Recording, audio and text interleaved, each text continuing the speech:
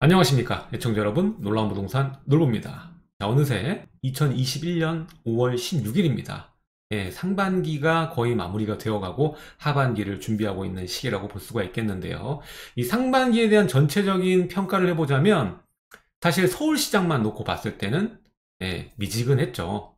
상승세는 이어져 가고 있었지만 이것을 상승으로 보기보다는 강보합 정도로 보는 것이 맞을 것입니다. 자, 그 와중에 이 강보합을 유지할 수 있었던 것은 바로 보궐선거 때문이죠. 이 재건축 시장이 또 6일간의 토지거래 허가구역 선정 이전에 시간이 주어지면서 거래가 좀 많아져 올라간 모습을 볼 수가 있겠습니다.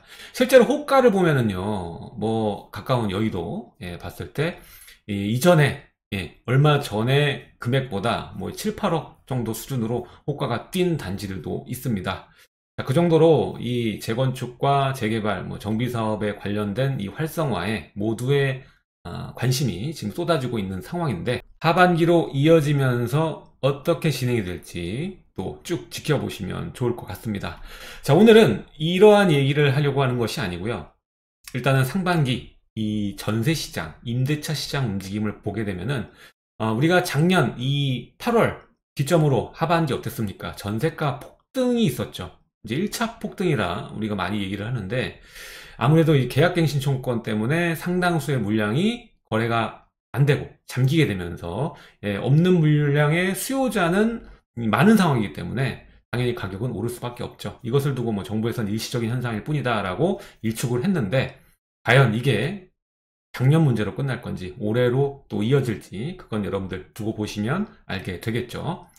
자, 일단은 이 상반기로 이어지면서 이 전세 폭등이 계속 이어지진 않았거든요. 자, 일단은 2020년 이 12월, 1월 기점으로 다시 이제 거래가 축소되게 되면서 물량은 점차적으로 또 증가하게 됩니다. 그러다 보니까 이 호가가 전세 가격이 빠지진 않았는데 거래가 그렇게 많이 되진 않았습니다. 그렇게 지지부진한 상황인데, 최근에 또 2차 하반기로 이어지면서 2차 폭등에 또 징후가 보이기 시작합니다. 대규모 멸실 수요 때문이죠.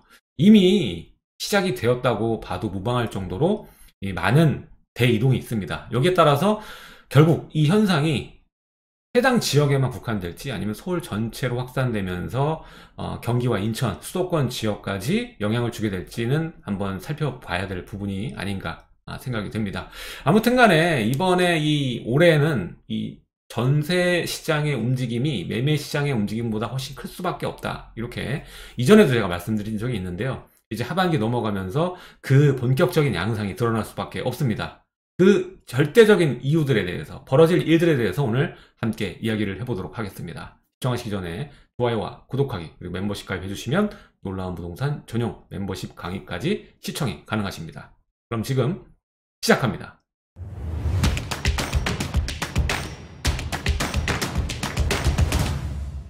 자, 지금 현장에서는 조금 이 전세 문제가 점점 심각해지고 있는 단계로 가고 있는 것 같습니다. 자, 일단은 3월부터 이주가 시작됐던 지역이 있죠. 바로 이 방배 13구 구역인데요. 여기서 이제 1200가구가 이동을 하다 보니까 작은 수의 이동은 아니죠. 구 자체로 봤을 때도 그런데 이 수요들이 거의 이동을 하게 되면은 먼 곳으로 가진 않거든요. 그래서 직접적으로 주변에 연계된 지역으로 이동하는 케이스가 상당히 많기 때문에 지금 이 문제가 이 서초구에만 국한된 건 아니다. 근데 우리 1200가구 때문에 지금 호들갑 떠는 건 아니거든요.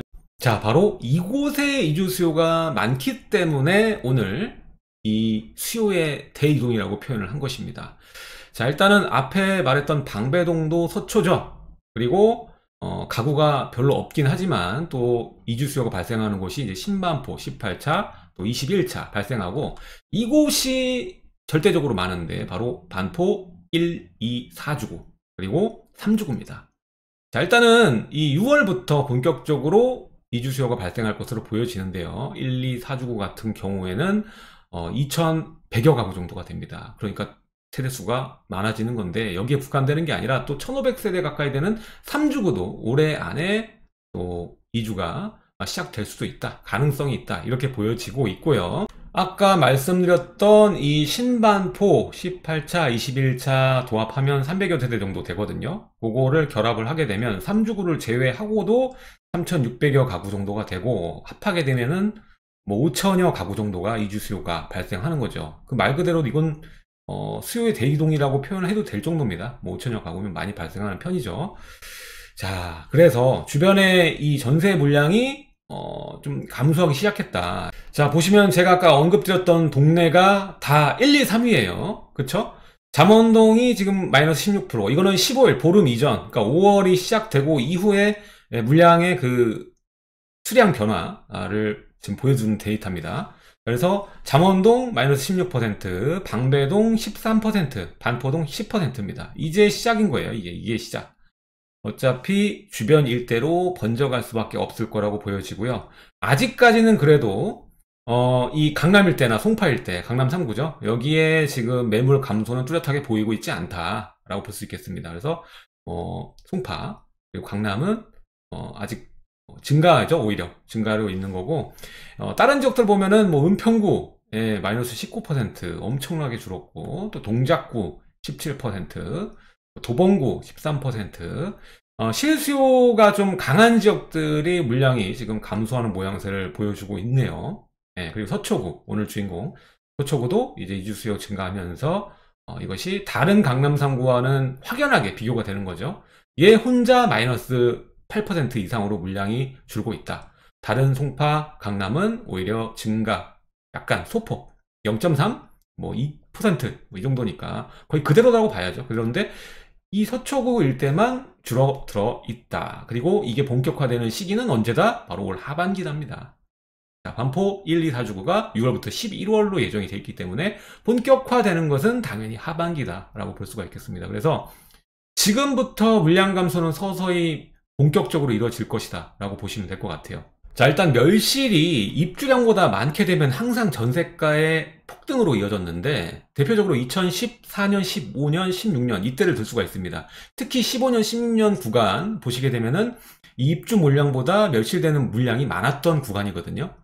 그때 당시에 보면은 전세난, 이 가장 큰 키워드였죠. 그때도 이 강남의 재건축 멸실 물량이 큰 이 화두였거든요. 항상 이주수요 발생하고 해당 지역뿐만 아니라 주변 지역까지 전세 물량이 사라지고, 이 현상이 되풀이됐는데, 지금과 같은 입주 물량이 적은, 그리고 뭐 수도권 전체 공급 부족, 경고 등이 켜진 상태에서, 임대 입법까지 있죠. 이런 상태에서의 이주 수요는 아주 큰 타격으로 다가올 수밖에 없다라고 생각이 됩니다. 자, 일단은 다른 것들 볼까요? 규제가 많죠. 특히 세금이 크게 증가하다 보니까 전세로 그냥 내비두기보다는 월세나 반전세로 놓는 수요가 계속적으로 증가하는 모양새를 보여주고 있습니다. 게다가 여기에 이주 수요 5천 세대가 강남 3구에 딱 떨어지는 거거든요. 그렇게 되면 이 5천 가구가 어디 멀리 갈까요? 그렇지 않습니다. 해당 지역 주변으로 가는 수요가 압도적으로 많을 수밖에 없습니다. 이렇듯이 지금 강남 3구는요, 공급보다 수요가 훨씬 많은 구조가 만들어졌습니다. 이 상황에서는 당연히 가격이 상승할 수밖에 없습니다. 문제는 임대가만 상승하느냐? 그건 아닐 거라는 얘기죠. 자, 서초구만 합하면 5천 가구 이상 이주, 이미 전세값 변동률은 변하기 시작했습니다. 물론 0.01, 0.04, 0.03 뭐 큰 의미가 있다라고 말씀드리긴 어렵지만, 이 수량 이동과 앞으로 예정된 이 스케줄 때문에 이것은 본격화될 수 있는 확률이 높아 보인다. 이 얘기를 좀 드리고 있는 겁니다.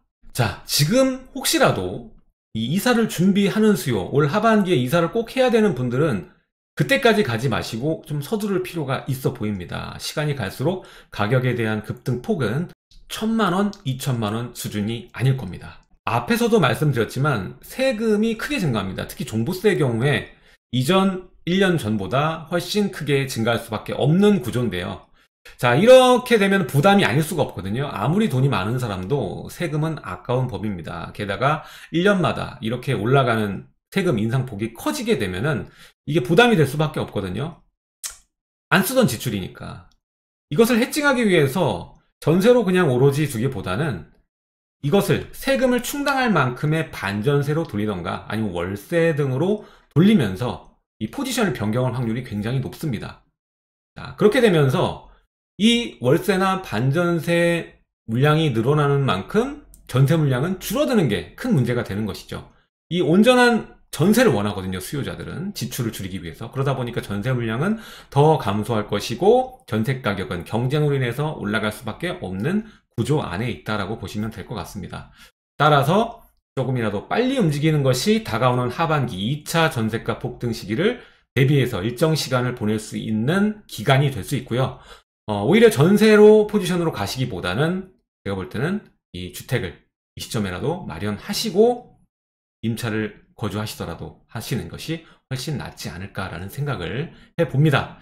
자, 그러면 월세 비중이 늘어난다고 했는데 작년과 비교를 하면 어떨까라는 생각을 해보시게 되면은 임대 입법이 기점이죠. 그때가 이제 8월인데 그 이전의 기간과 비교를 해보면은 지금 9개월이 지났잖아요. 9개월이 지났잖아요.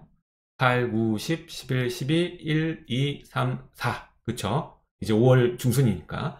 그때 이전에 이 9개월과 비교를 해보니까 지금 서울의 아파트 월세 비중이 34.2%거든요.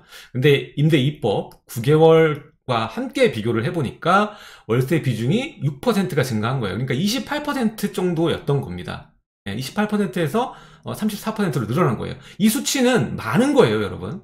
100의 6%가 아닙니다. 지금 전세가 0.01%도 카운트하고 많이 느끼는 지역들이 있는데 이건 평균이기 때문에 일정 지역들은 월세 비중이 크게 증가한 겁니다.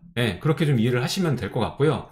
또 하나의 문제는 아까도 말씀드렸지만 항상 이제 입주 물량과 멸실 물량의 이 혼합적인 이 배율을 봐야 되는 것이고 또 경기와 인천의 공급량 또한 체크를 해 보셔야 되는 겁니다. 무엇보다 중요한 것은 룰이 바뀌었습니다. 임차 시장의 룰이 바뀌었지 않습니까? 계약갱신 청구권이 임대사업자뿐만 아니라 모든 전 국민이 해당하는 룰로 바뀌었습니다. 거기에 따라서 작년 8월부터 한번 홍역을 겪었지 않습니까? 이전에 이 전세로 거래할 수 있는 물량이 열이었다면 작년 하반기 보시면 4개, 3개 수준으로 줄어있던 상황이고 올해로 넘어오게 되면은 또 감소된 상황으로 이 룰이 이어지는 상황입니다. 1차로 끝나지 않고 이 홍역은 4년이 될 동안 한 사이클이 완성이 된다고 보시면 될 것 같습니다.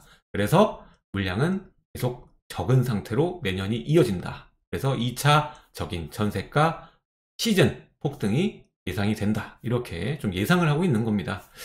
자, 오늘은 이 이주 수요, 서초구 일대 이주 수요 5천여 가구를 중심으로 이주 수요가 발생하면서 해당 지역 부동산은 이미 지금 난리가 난 상태입니다. 전세 물량이 이제 감소되는 징후들이 포착이 되고 문의하는 문의량이 늘었다고 해요. 그러다 보니까 지금 이것이 그 해당 지역뿐만 아니라 이 전역으로 이어져 갈 수 있는 하나의 작은 불씨라고 좀 보고 있기 때문에 오늘 이 중요한 이 하반기 본격적인 전세가 상승 이전에 뭐든지 선착순 아닙니까? 미리 좀 말씀드리고 싶어서 오늘 영상을 준비했습니다. 자, 오늘 내용은 여기까지 하도록 하고요. 다음 시간에도 알찬 내용으로 여러분들 찾아뵙도록 하겠습니다. 하단에 좋아요와 구독하기, 알림 설정 부탁드리고요. 자, 채널 상단에 블로그, 저희 팀이 블로그 열심히 쓰고 있거든요. 블로그 이웃 신청 부탁드리고요. 또 멤버십 가입해 주시면 놀라운부동산 강의까지 시청이 가능하십니다. 지금까지 놀라운부동산 놀부였습니다. 감사합니다.